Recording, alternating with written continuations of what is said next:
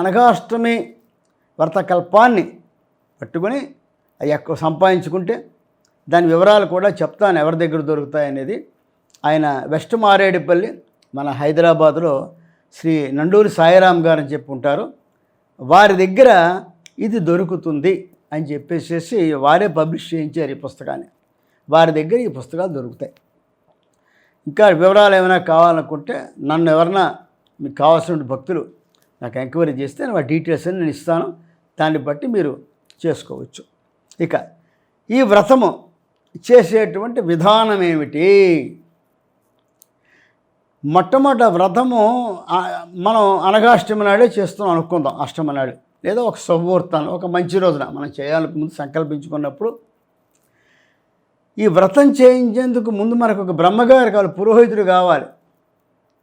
సాధారణంగా సత్యనారాయణ వ్రతం చేయించగలిగిన వాళ్ళు చేయించగలుగుతారు, సందేహం లేదు. ఎందుకంటే రెండింటిలోనూ ఇంచుమించులో మండప పూజ అంతా ఒక్కలాగే ఉంటుంది.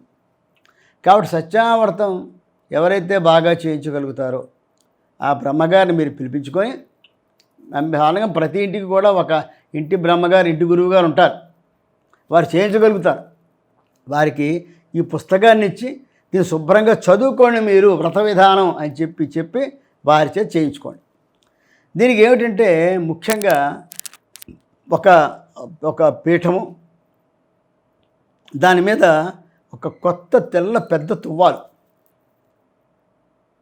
కావాలి, పెద్ద పీట తువ్వాలు, దాని మీద 2.5 కేజీల బియ్యాన్ని దాని మీద చక్కగా ఆ మంటపం కింద వేసి దాని మీద ఒక ముగ్గు వేయాలి, అష్టదళ పద్మం ముగ్గు వేయాలి. ఆ ముగ్గు ఎలా ఉంటుందో మీరు ఇప్పుడు ఈ స్క్రీన్ మీద చూద్దురు. కానీ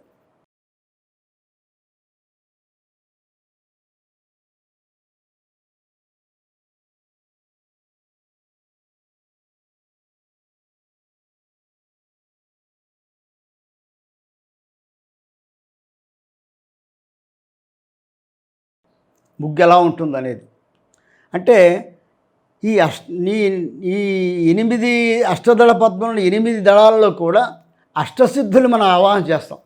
ఈ అష్టసిద్ధులు ఎవరెవరయ్యా అంటే అణిమ, మహిమ, లఘిమ, ప్రాప్తి, పరాకామ్యము, ఈశానము, వశిత్వము, కామసాయిత అనేటువంటి ఈ 8 అణిమ, మహిమ, లఘిమ, ప్రాప్తి, ప్రాకామ్యము, ఈశానము, వశిత్వము, కామసాయిత అంటే ఈ 8 రకాల శక్తులు.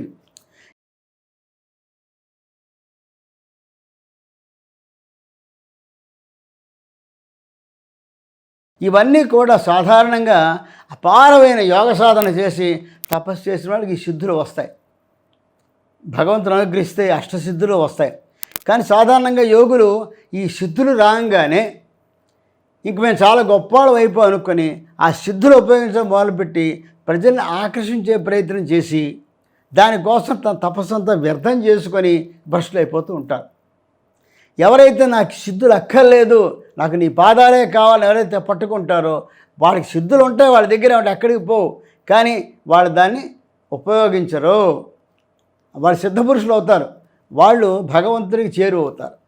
ఈ అష్టసిద్ధులు కూడా స్వామి యొక్క సంతానము, అనఘాదేవి అనఘుడి యొక్క సంతానము అని చెప్పేసి మనకు చెప్పుకుంటూ ఉంటాం. అంటే మనం అందుకే సిద్ధైర్ సమారాధితం స్వామివారి యొక్క ధ్యాన శ్లోకంలో ఉంటుంది.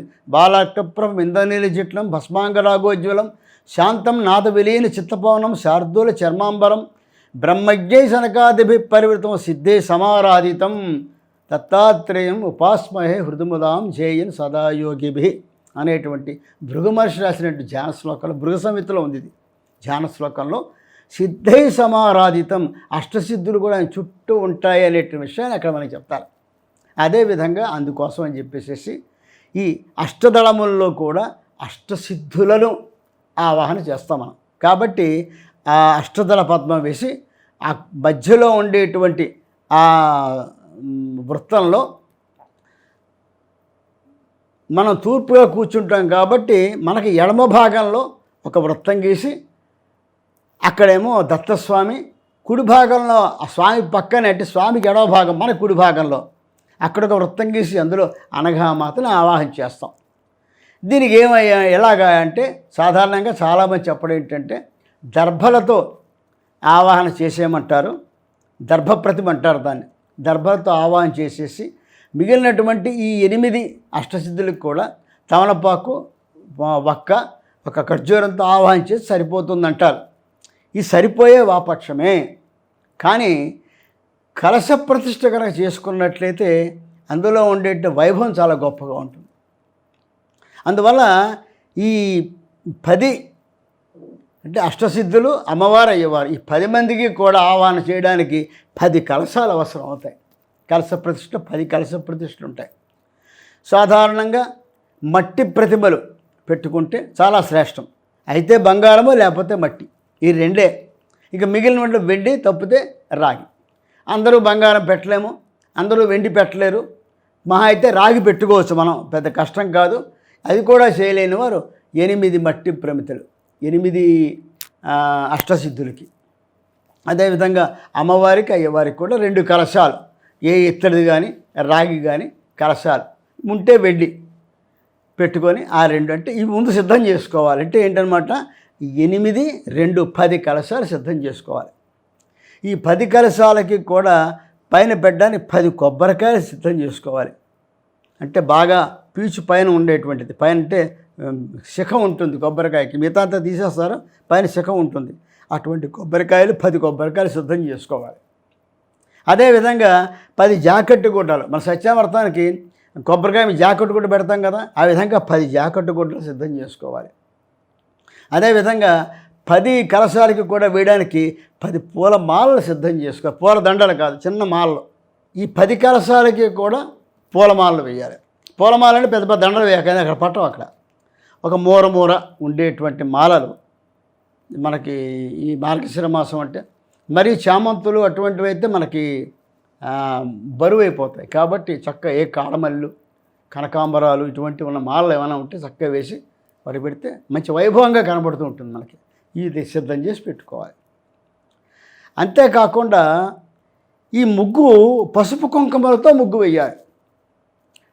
ఆ బియ్యం మొత్తం అంతా పరిచి దాని మీద చక్క పెద్ద వృత్తం చేసి దానికి 8 దళాలు వచ్చేలాగా ఆ కొలతలు ఖచ్చితంగా చూసుకుని వేసి ఇదంతా కూడా పసుపు కుంకుమతోటి వచ్చేలా కనబడితే ఆ తెల్లటి బియ్యం మీద ఈ ముగ్గు బ్రహ్మాండంగా కనబడుతుంది. చక్కగా మంచి ఎంత వైభవంగా ఉంటుంది.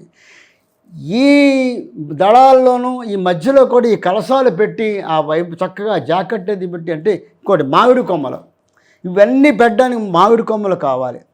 మామిడి కొమ్మలు తెచ్చుకోవాలి. ఈ 10 కలశాల్లో కూడా నీరు పొయ్యాలి. అంటే జలం సిద్ధంగా, వీలైతే మనకి గంగాజలం దొరుకుతుంది. ఇప్పుడు ఎక్కడ పడితే అక్కడ దొరుకుతుంది మనకి.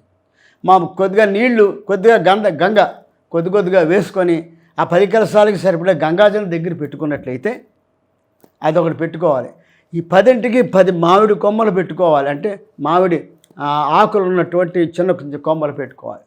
ఇవి సిద్ధంగా పెట్టుకోవాలి. అది కాకుండా పసుపు, కుంకుమ, అదేవిధంగా తమలపాకులు, వక్కలు, పుష్పాలు, ఎండు ఖర్జూరాలు.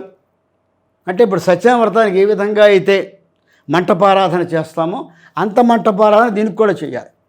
అంటే నా త్రిమూర్తులను ఆవాహన చేయాలి, త్రిమాతలను ఆవాహన చేయాలి, నవగ్రహాలను ఆవాహన చేయాలి, అష్టదిక్పాలను ఆవాహన చేయాలి, సప్తఋషులను ఆవాహన చేయాలి, అలాగే నవగ్రహాలను ఆవాహన చేయాలి. ఇలాగా సత్యావర్తనలో ఎంతమందిని అయితే మనం అంతమందిని ఆవాహన చేయాలి. అంటే 65 మంది ఆవాహన చేయాలి. 65 తమలపాకులు, 65 పోక చెక్కలు, 65 ఖర్జూరాలు మంటపారాధనకి పెట్టుకోవాలి.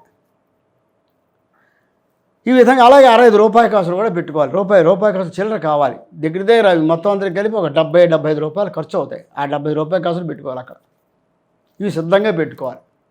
అదేవిధంగా అరటిపళ్ళు పెట్టుకోవాలి. ఇంకా రకరకాల ఫలాలు మనం ఎన్నైతే మన శక్తిని బట్టి పెట్టుకోవాలి. శక్తి మించి పెట్టుకోవద్దు ఎప్పుడు కూడా. కొబ్బరికాయలు మాత్రము ఈ 10 కొబ్బరికాయలు కాకుండా 5 అధ్యాయాలు కొట్టడానికి 5 కొబ్బరికాయలు పెట్టుకోవాలి. అది కాకుండా 2 కొబ్బరికాయలు అవసరం అవుతాయి. ఎందుకంటే అక్కడ పూజ అమ్మవారికి అయ్యవారికి కొట్టడానికి 2 కొబ్బరికాయలు అవసరం. అంటే ఎన్ని కావాలి? 10, 5, 15, 17 కొబ్బరికాయలు అవసరం అవుతాయి ఇక్కడ.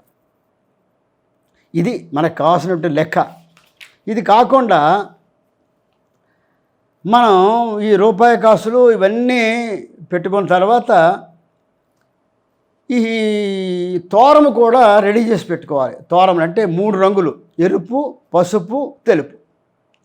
ఈ 3 రంగుల్లో ఉన్నటువంటి తోరములను ఈ 3 దారాలు ఉన్నటువంటి దాన్ని తోరం కింద పెట్టుకొని ఆ తోరాలు కూడా అక్కడ కుటుంబం అంతా కూడా ధరించవచ్చు.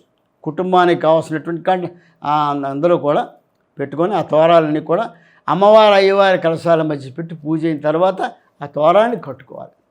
లేదా ఆ తోరం ఎవరన్నా సరే మేము బాబు బాగుందండి మేము కూడా చేసుకుంటామంటే ఆ తోరాన్ని ఒకటి వాళ్ళకి ఇవ్వాలి. తద్వారా వాళ్ళకి వ్రతం చేసే అధికారాన్ని మనం ఇస్తున్నాం. వాళ్ళు వ్రతం చేయవలసి వస్తుంది. ఆ విధంగా తోరాలు కూడా ఉంది, తోరాలు పెట్టుకోవాలి. అదేవిధంగా ఆ రోజున ఈ తిదివార నక్షత్రాలని కూడా అందరికీ తెలుసు. మీకు ఎలాగా బ్రహ్మగారు ఆయన చెప్తాడు, ఇబ్బంది ఏం లేదు, అది జరిగిపోతూ ఉంటుంది. ఇవన్నీ దగ్గర పెట్టుకున్నాక ఆ దత్తస్వామి అనఘుడు అనఘాదేవి ఉన్నటువంటిది ఇద్దరు ఉన్నటువంటి నించుని కానీ కూర్చుని కానీ పటాలు విస్తారంగా దొరుకుతున్నాయి. మన గూగుల్ ఇమేజెస్లో మనం సెర్చ్ చేసినట్లయితే చక్కటి పటాలు దొరుకుతాయి. నించున్న పటం చాలా అందంగా ఉంది. అదే కూర్చున్న పటాలు కూడా ఉన్నాయి. ఇప్పుడు కూర్చున్న విధం ఎలా ఉందో ఇక్కడ మీకు స్క్రీన్ మీద కనబడుతుంది. మీరు చూస్తే మీకు అర్థమవుతుంది. అదేవిధంగా నించున్నది కూడా చాలా గొప్పగా ఉంటుంది. ఒక పటం కొనుక్కొని ఆ పటం కూడా అక్కడ పెట్టుకొని ఒక పళ్ళెంలో ఒక ప్రతిమ అంటే మనకి బహుశా ఇంట్లో దత్తుడి పూజ ఇచ్చి ఉంటే ఆ ప్రతిమ పెట్టుకోవచ్చు. లేకపోతే ఒక రాగి, మన పాతకాలం రాగి నాణ్యాలు ఉంటాయి కదా, వెండి నాణ్యం రాగి నాణ్యం, దాన్నే దత్తుడిగా భావం చేసుకుని ఆ పళ్ళెంలో పెట్టుకొని ఇతర పళ్ళెం కానీ వెండి పళ్ళెం కానీ రాగి పళ్ళెం కానీ పెట్టుకున్నట్లయితే దానికి అభిషేకము అన్నీ ఇక్కడ చేస్తే, ఎందుకంటే మన కలశాలకు చేయని అభిషేకం కాబట్టి షోడశోపచార పూజలో వచ్చిన అభిషేకం అంతా కూడా ఈ ఆవాహన చేసినటువంటి ఈ రూపాయి కాసుకి, అది రూపాయి కావచ్చు, 2 కావచ్చు, 5 రూపాయలు కావచ్చు, 10 రూపాయలు కావచ్చు. మనకి మన దగ్గర ఎవరి దగ్గరైనా 10 రూపాయల వైష్ణోదేవి 5 రూపాయల కాసులు ఉంటాయి. అలాగే 10 రూపాయల కాసులు కూడా వచ్చాయి. అవి అయితే శ్రేష్టంగా ఉంటాయి. అందులో వైష్ణోదేవి ముద్ర, అమ్మవారి ముద్ర ఉంది వాటి మీద. అవి పెట్టుకుంటే బాగానే ఉంటుంది.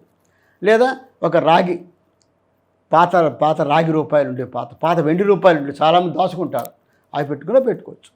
అదే దత్తస్వామిగా ఆవాహన చేసుకోవాలి. అక్కడ ఎలాగా ప్రాణప్రతిష్ఠ ఉంటుంది కాబట్టి అందులో ఆవాహన చేసుకుంటాం, ఇందులో కూడా మూర్తిగా ఆవాహన చేసుకుంటాం. కాబట్టి దీనికే అభిషేకము ఇక్కడ చేసుకుంటే మిగతా పూజ అంతా కూడా ఈ 10 కలశాలు కలుపుకుంటూ చేసుకోవచ్చు. కాబట్టి అదొకటి సిద్ధం చేసుకోవాలి. దీనికి కావాల్సినటువంటి ఈ కలశాల్లో పోసే నీరు కాకుండా మళ్ళీ కొంత నీరు ఉండాలి పక్కన. అదే అగరబత్తులు, గంధము, అగ్గిపెట్టి, ఈ అన్ని దీపాలు వెలిగించే దీపకుందులు, నూనె, నువ్వుల నూనె, ఈ విధంగా ఏ నూనె పెడతాను పోయడానికి వీల్లేదు. అయితే ఆవు నూనె అయిపోయి లేకపోతే నూనె పోయి ఏదో ఒకటి చేయాలి. అంతే, ప్రతి నూనె పోసేకూడదు అందులో. కాబట్టి ఇవన్నీ కూడా సిద్ధంగా పెట్టుకోవాలి. గోధుమను ఒక ప్రసాదం, సత్యనారాయణమూర్తి ప్రసాదం ఏదైతే చేస్తామో సాధారణంగా చాలామంది పొడి ప్రసాదం ఇస్తారు. పొడి ప్రసాదాన్ని ఇచ్చుకోవచ్చు, మన ఆచారం ఎలా ఉంటే అలా చేసుకుంటాం. కానీ ఉడికించినటువంటి గోధుమను ఒక ప్రసాదం అంటే గోధుమను ఒక నీళ్లు బాగా మరిగించి అందులో ఇంత పందార వేసి నీళ్లు బాగా మరిగించి అందులో ఈ గోధుమను ఎక్కేసి కలిపి అందులో కాస్త జీడిపప్పు, కిస్మిస్ పళ్ళు, యాలకులు అవన్నీ వేసి ఉడికిస్తే బాగా ఆవు నెయ్యి కానీ పోసినట్లయితే మంచి సువాసన వస్తాయి. సత్యం ప్రసాదం. ఆ ప్రసాదంలో ఒక అరటిపండు వేసి దాన్ని నివేదనగా పెట్టవలసి వస్తుంది.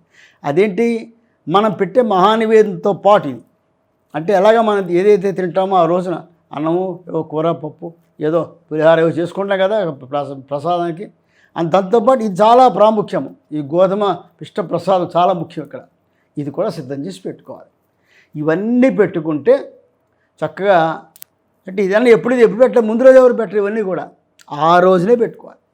అంటే ఉదయాన్నే చక్కగా తెల్లవారుజామునే బ్రహ్మముహూర్తంలో ఎవరైతే చేదో ఆ కుటుంబం అంతా కూడా హాయిగా శుభ్రంగా చక్కగా అభ్యంజన స్నానాలు చేసుకొని, అభ్యంజన స్నానం అది మంగళవారమా, శుక్రవారమా, ఆదివారమా, సాధారణంగా కొన్ని దినాల్లో చేయకూడదు. అభ్యంజనం చేయడానికి బుధవారము, శనివారమే మనకు శాస్త్రం చెప్తోంది, మిగిలిన రోజులు చేయకూడదని చెప్తోంది. కానీ ఇటువంటి పర్వదినాల్లో ఖచ్చితంగా చేయాలి. అక్కడ శాస్త్రనిశ్చితం ఏమి చేసుకోవచ్చు. హాయిగా పసుపు రాసిన ఆడవాళ్ళు హాయిగా తల అభిజన స్నానం చేసుకోవచ్చు. మగవాళ్ళు శుభ్రంగా హాయిగా స్నానం చేసుకోవచ్చు.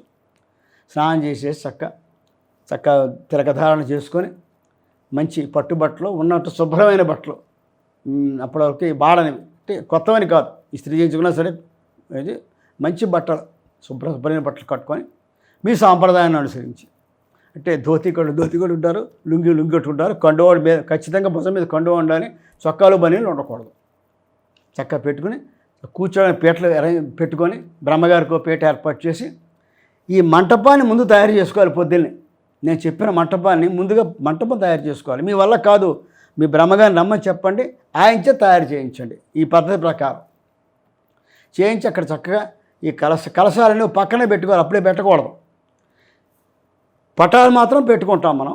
అలాగే ఈ యొక్క పళ్ళెల్లో చెప్పిన రూపం ఉంటుంది కదా, అదొకటి పెట్టుకుంటాము. అది విగ్రహం కావచ్చు లేదా నాణ్యం కావచ్చు, అది పెట్టుకుంటాము. ఇవన్నీ సిద్ధంగా పెట్టుకుంటే ఆవిడ పంతులు. అలాగే పసుపు గణపతి ఉండాలి. తమలపాకులో పసుపుతో చేసే గణపతిని ఒక రాగి పళ్ళెంలో కానీ ఇతర పళ్ళెంలో కానీ వెండి పళ్ళెంలో కానీ కొద్దిగా బియ్యం పోసి దాని మీద ఈ తమలపాకు పెట్టి దాని మీద గణపతిని పెట్టి రెడీగా పెట్టుకోవాలి, సిద్ధంగా పెట్టుకోవాలి. సో ఇవన్నీ ఉంటే పువ్వులు పళ్ళు, అలాగే ఒక పెద్ద పళ్ళెంలో ఒక పక్కన ఒక గిన్నెలో ఎండు ఖర్జూరాలు, ఒక గిన్నెలో వక్కలు, ఒక గిన్నెలో పసుపు కొమ్ములు, ఒక ఒక చోట కొన్ని పువ్వులు పెట్టుకొని ఈ దంపతుల్లో ఆ భార్య దగ్గర రెడీగా ఉంటే సిద్ధంగా పెట్టుకుంటే ఆ పంతులు గారు చెప్పినప్పుడు ఇవిడు అందించేస్తూ ఉంటే ఆయన తీసుకొచ్చి ఆ మంటపారాధనలో అక్కడక్కడ పెట్టుకుంటూ వెళ్ళిపోతూ ఉంటాడు. అందించడం బాధ్యత భార్యది, పూజ చేసే బాధ్యత భర్తది. ఈ విధంగా అన్నీ ఏర్పాటు చేసుకుంటే ఆ ప్రకారం వచ్చి ఆయన ఏం చేస్తాడు, ఇందులో ఉన్నటువంటి కల్పోక్త విధానంలో అనఘాష్టవిరత కల్పన ఏమనుంది, ముందు గణపతి ఎవరైనా చేస్తాం మనం. ముందు దేశకాలం చదువుకుంటే అన్ని దైవ ప్రార్థన అయిపోయిన తర్వాత గణపతి పూజ చేసి మొదలుపెట్టి కలశంలోని కలశ ప్రతిష్ట, అంటే మనం ఈ కలశాలు కాదు, వేరే చిన్న కలశం పెట్టుకోవాలి. అందులో నీళ్లు పోసి అందులో గంగా యమునాది సప్త సింధువుల్ని కూడా ఆవాహన చేసుకుని పెట్టుకుంటాం.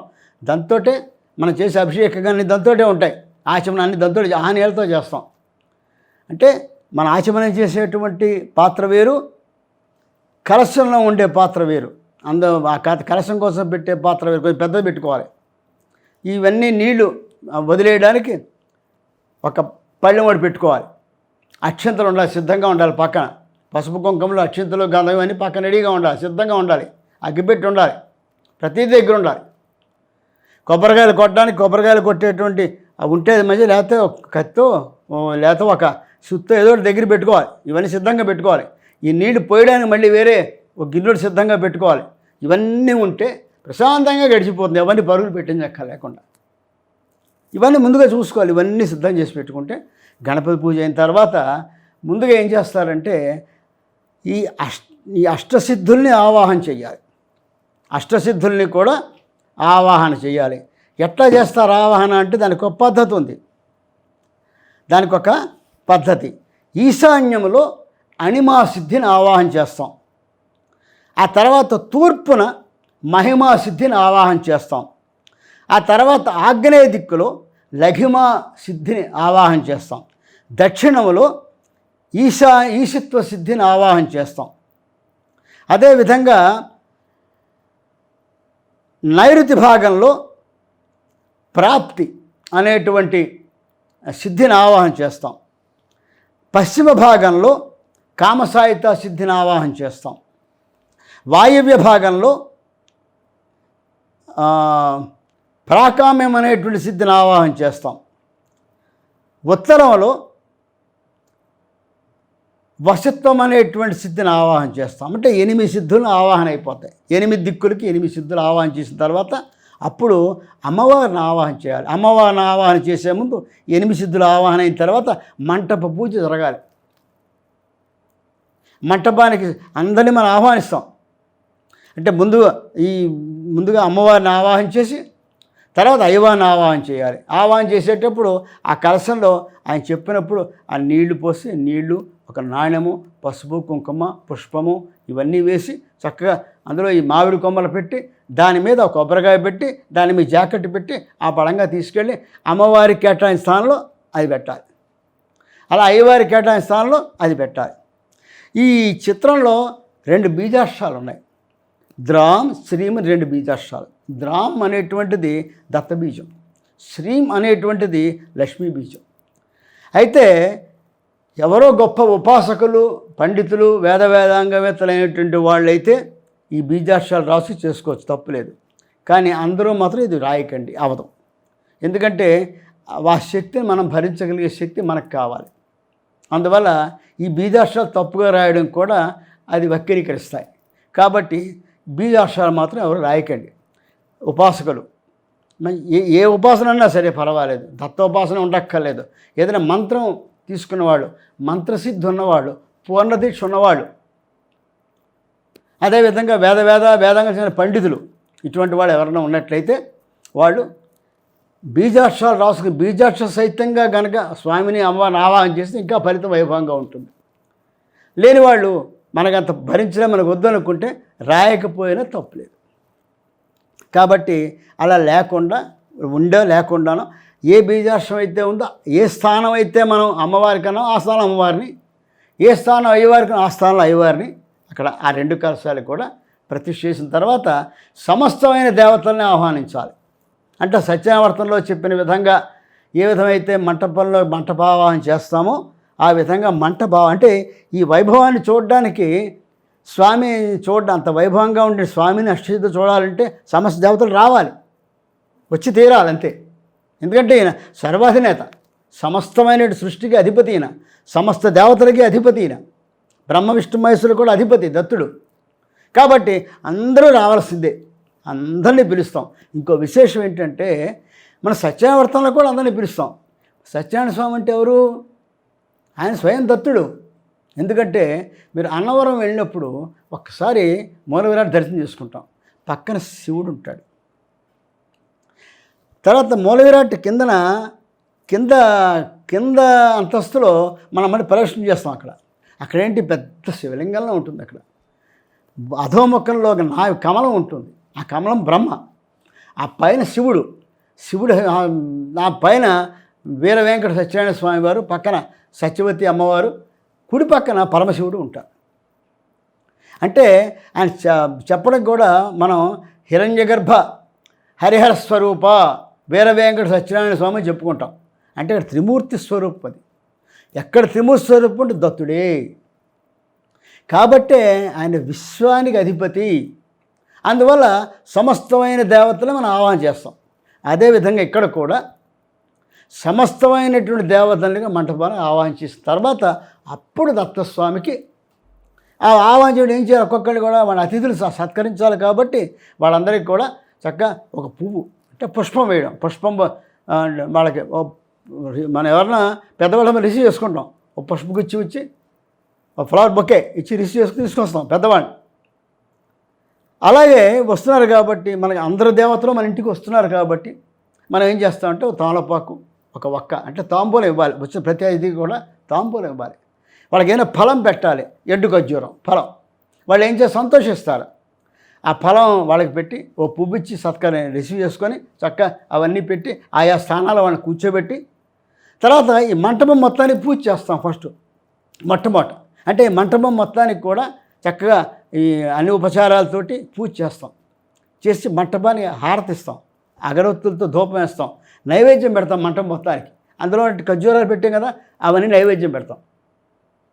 ఆ తర్వాత అప్పుడు అమ్మవారికి, అయ్యవారికి, అష్టసిద్ధులకి కూడా పూజ జరుగుతుంది.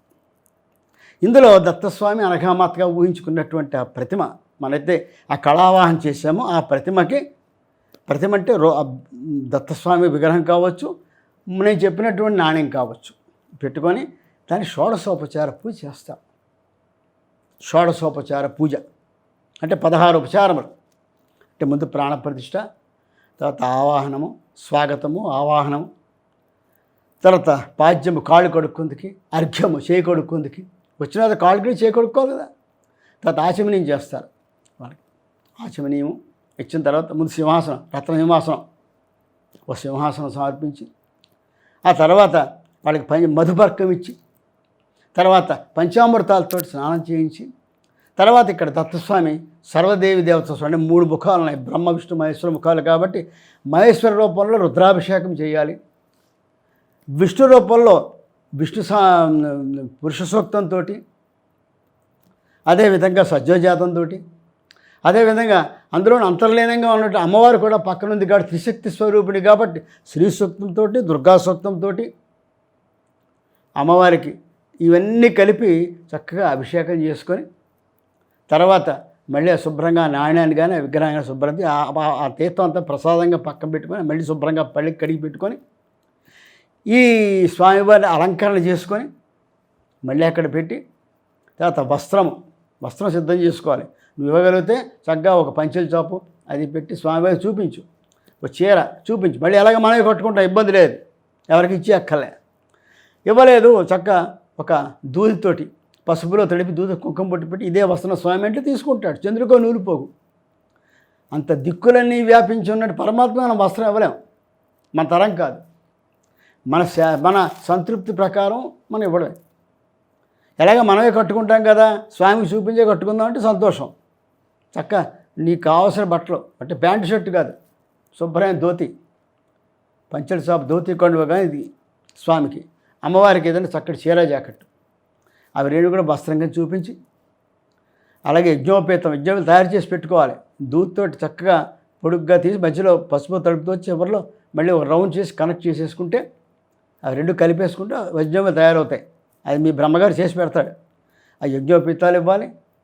తర్వాత ఆభరణాలు వీలైతే మన దగ్గర ఉన్నటువంటి బంగారు ఆభరణాలు ఏమైనా ఉన్నట్లయితే వాడు శుభ్రం ఒకసారి నీళ్ళల్లో తడిపేసేసి శుభ్రం చేసుకుని ఆ కలశాల మీద వేస్తే చాలా అమోఘంగా ఉంటుంది, వైభవంగా ఉంటుంది చూడడానికి. అదేవిధంగా పుష్పమాలాలంకృతం చేయడం, ఆభరణాలు లేకపోతే అక్షంతలు వేసేస్తాం. ఆభరణార్థం అష్టాంగ సమర్పయామి. అదేవిధంగా పుష్పమాలలు ఇందాక మొట్టమొదటి నేను చెప్పాను 10 మాలలు. ఈ మాలలన్నీ జాగ్రత్తగా ఒక్కొక్కటి జాగ్రత్తగా కూర్చి ఆ 10 కలశాల మీద వేసి అవన్నీ చూడండి ఎంత వైభవంగా ఉంటుందంటే సాక్షాత్ వైకుంఠం మీ కళ్ళ ముందు కనబడుతుంది. అనకావర్తంలో ఉన్న గొప్పతనం. అలా చేసిన తర్వాత అక్కడికి స్వామివారు వచ్చారు. మనం చక్కగా ఎంతో స్వాగతించాం. చక్కగా కాళ్ళు కడుకు పాద్యం ఇచ్చాం, చేయి కడుకు నీళ్ళు ఇచ్చాం. ముందుగా కాస్త మంచిలు తాగండి బాబు, దూరం నుంచి వచ్చారు మీరు అని చెప్పేసి కాస్త ఆచమనం చేయించాం. ఆ తర్వాత ఆయన పంచామృతాలు తినిపించాం, మధుపర్కం ఇచ్చాం. పంచామృతాలు ఇచ్చిన తర్వాత అభిషేకం చేసి శుభ్రంగా స్నానం చేయించాం. శుభ్రంగా తుడిచి ఏదైనా కొత్త బట్టతో శుభ్రంగా తుడిచి స్వామివారికి వస్త్రాలు ఇచ్చాం, యజ్ఞోపేతం ఇచ్చాం, తర్వాత ఆభరణాలు ఇచ్చాం, శుభం కోరుతూ అక్షంతలు వేశాం. ఇప్పటిక ఆయన పూజించాలి, స్తుతించాలి, పూజించాలి సహస్రనామాలతో. దత్తస్వామి సహస్రనామాలు, శంకరాచార్యుల వారి సహస్రనామాలు ఉన్నాయి. బ్రహ్మాండ పురాణంలో సనత్ కుమారుడికి బ్రహ్మగారు ఉపదేశించిన సహస్రనామాలు ఉన్నాయి. తెంబేస్వామి వారు రాసిన సహస్రనామాలు ఉన్నాయి. దకార సహస్రనామాలు వేరే ఒకటి ఉంది. నీకు ఏది ఇష్టమైతే ఇది నీ సమయాన్ని బట్టి సహస్రనామాలతో పోడితే మరీ అద్భుతం. అయితే అనగారేశ్వరం వారికి మాత్రం కేవలం అష్టోత్తరం ఉంది మనకు దొరుకుతుంది. ఇంకెక్కడ ఆవిడ సహస్రనామాలు మనకు కనబడలే. ఎక్కడ అష్టోత్తరం ఉంది మనకి, లేదా అనగా అష్టోత్తరం కూడా ఉంది. సమయం లేదు, ఈ రెండు చేసుకోండి. అష్టోత్తరంతో చేయండి పూజ. ఇంకా విస్తారంగా చేయాలనుకున్నారు హాయిగా సహస్రనామాలతో చేసుకోండి పూజ, అద్భుతంగా ఉంటుంది. అలా పువ్వులన్నీ దాంతో అలంకారం చేసి ఆ మంటపం అంతా కూడా పువ్వులతో నింపి ఈ చేసిన అణుమాది సిద్ధులు కూడా పూజ చేసుకుంటూ ఉంటే తర్వాత ఒక్కసారి ఆ మంటపాన్ని ఎడుకలతో చూడండి మీరు, తత్తులు వచ్చి కూర్చుంటాడు అక్కడ. అంత వైభవంగా ఉంటుందో చూడడానికి. ఆ విధంగా స్వామివారికి పూజ చేసిన తర్వాత ధూపము, దీపము, అప్పుడు నైవేద్యము. ఇది మనం పెట్టేటువంటి ఈ గోధుమ పిష్ట నైవేద్యం. మొట్టమొదటి ఆ గోధుమ పిండి ప్రసాదం ఉంది, ఆ నైవేద్యం పెట్టాలి అక్కడ. ఆ నైవేద్యం పెట్టేసిన తర్వాత తాంబూలం ఇచ్చేసి అప్పుడు కథాకథనంలోకి వెళ్తాం మనం. 5 అధ్యాయాలు ఉన్నాయి కథలు. ఈ 5 అధ్యాయాల కథలో కూడా అవి ఎలా చేయాలి ఏమిటనే విషయాలు మనం తెలుసుకుందాం. ఈ విధంగా అనఘాష్టమి వ్రతాన్ని అంటే ఈ పూజా విధానం అభిషేకం వరకు మనం తెచ్చుకున్నటువంటి ఆ పళ్ళెంలో పెట్టుకున్నటువంటి చేసి దాన్ని తీర్థంగా మనం తీసుకుంటాము. పూజ చేసేటప్పుడు పుష్పాలతో చేసేటప్పుడు మొత్తం మంటపం అంతా చేస్తాం. అయితే ఒక్కడి గుర్తులో పెట్టుకోండి, కలశాలు కదిలిపోయి పడిపోకూడదు, అది అరిష్టం, అది గుర్తుపెట్టుకోండి. కలశం ఏమాత్రం కదలకుండా ఉండే విధంగా పూజ చేసుకోవాలి. వీలైనంతవరకు కలశం యొక్క ఆ పాతపీఠమే చేసుకుంటే కలశం కదలదు. తర్వాత 5 అధ్యాయాలు మన కథలు ఒక్కొక్కటి చదువుతారు, చదివి విని అక్షంతలు పట్టుకొని శుభ్రంగా విని ఒక్కొక్క అధ్యాయం తర్వాత కొబ్బరికాయ కొట్టి మళ్ళీ పంచోపచార విధానంలో పూజ చేయాలి. ప్రతి అధ్యాయం తర్వాత కూడా దత్తుడికి పంచోపచార విధానం. పంచోపచారం అంటే లం, హం, యం, రం, వం అనేటివి 5 బీజాక్షరాలతోటి పంచతత్వాలతోటి పూజ చేస్తాం. మళ్ళీ 2వ అధ్యాయం మళ్ళీ పంచోపచార పూజ, ఒక నైవేద్యం, ఒక అరటిపండు నైవేద్యం, మళ్ళీ ఒక కొబ్బరికాయ కొట్టి అరటిపండు నైవేద్యం పెట్టేస్తాం. మళ్ళీ 3వ అధ్యాయం, మళ్ళీ 4వ అధ్యాయం, 5వ అధ్యాయం. 5 అధ్యాయాలు అయిపోయిన తర్వాత అప్పుడు మహానివేదన.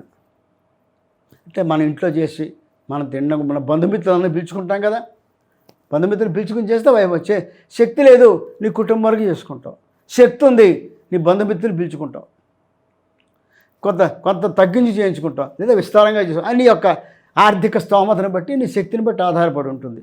భగవంతుడు ఇలా చేయి, ఇంతమందిని పిలిచిపెట్టాలి, కానీ 10 మంది పేదవాళ్ళకి అన్నం పెడితే ఆ రోజు సంతోషం. ఇంతమంది కంటే ఓ 10 మంది పేదవాళ్ళకి నీ రోడ్డు మీద నిన్ను నమ్ముకుని నీ వీధిలో తిరుగుతుంటాయి కుక్కలు, రాత్రి మీ దగ్గర కాపలా పడుంటాయి. మీ ఇంటికి ఎవరిని వస్తే అరుస్తాను, పెట్టకపోయినా అరుస్తాయి. మోగజీవాలు మనం నమ్ముకుని ఉంటాయి మన వీధిలో, వాటికి ఇంత అన్నం పెడితే సంతోషిస్తారు దేవతలు. నీ ఇంటికి వచ్చేటువంటి ఎవరైనా అనాథలు ముష్టి వస్తే వాళ్ళకి ఆ రోజు ఇంత అన్నం పెడితే సంతోషిస్తారు దత్తుడు. ఏదైనా అనాశరణాయంలో 10 మందికి భోజనం పెట్టి పంపిస్తే సంతోషిస్తారు దత్తుడు. ఇలా ఎన్నో చేయొచ్చు, మన బంధువులు పిలుచుకోవచ్చు, ఈ విధంగా కూడా చేయొచ్చు. ఈ విధంగా చేస్తే ఇంకా బాగుంటుంది, 10 మందికి అన్నం పెడితే ఇంకా బాగుంటుంది. ఆ విధంగా చేసుకొని చివరిలో మంటపదానం చేస్తాం. మంటపదానం అయితే ఇక్కడ ఒక విశేషం ఏంటంటే, అంతా అయిపోయిన తర్వాత ఉద్వాసం చెప్పేసేసి అంటే హారతి, ఇది అయిపోయిన తర్వాత తాంబూలం ఇచ్చారు. తాంబూలం ఇచ్చిన తర్వాత నీరాజనం. నీరాజనంలో సిద్ధమంగళ స్తోత్రము చదువుతూ నీరాజనం ఇవ్వండి. సిద్ధమంగళ స్తోత్రము అది నీరాజన మంత్రమే. మంగళం ఎప్పుడు మంగళం చెప్తాం మనం, హారతి ఇచ్చేప్పుడే ఏదండి ఒక మంగళహారతి పాడండి అంటారు. మంగళహారతి ఏమిటి ఇందులోనూ? సిద్ధమంగళ స్తోత్రం మంగళహారతి. జై విజీవ దిగ్విజీవ శ్రీమద్ అఖండ శ్రీ విజీవం అని చెప్పుకున్నాం. అక్కడ శ్రీమద్ అనంత శ్రీ విభూషిత అప్పల శ్రీ నరసింహరాజా జై విజీవ దిగ్విజీభవ శ్రీమద్ అఖండ శ్రీ విజయభవ. అనేకమైనటువంటి దిగ్విజయాలు నీకు జరుగుతాయి స్వామి, జరగాలి. ఆయన జరిగితే ఆయన మనకు జరిపిస్తాడు. అందుకని ఈ 9 చరణాలు కూడా చెప్పుకుంటూ చక్కగా మనం స్వామివారికి హారతిచ్చి, హారతిని అందరూ తీసుకుంటే తర్వాత మంత్రపుష్పం, తర్వాత ఆత్మ ప్రదర్శనం, సాష్టాంగ నమస్కారం, ఇవన్నీ ఉన్న తర్వాత అన్నీ పూర్తయిన తర్వాత మనం ఫలితాంతా కూడా స్వామికి అర్పణ చేసేసిన తర్వాత మంటపం దానం ఇవ్వడం ఉంటుంది. మంటపం ఇందులో కూడా మంటప దానం ఉంది.